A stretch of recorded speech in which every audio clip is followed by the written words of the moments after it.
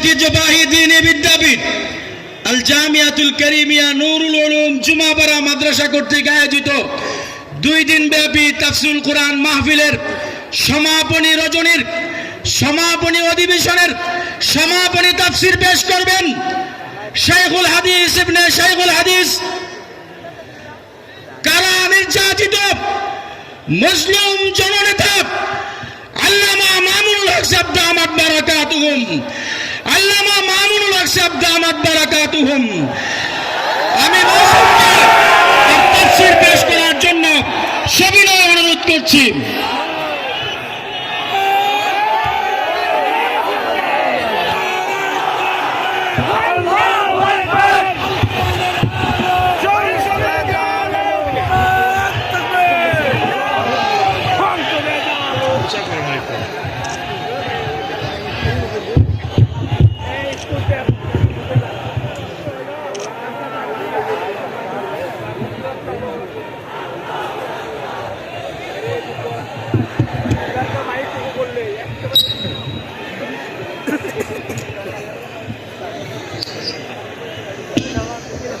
easy na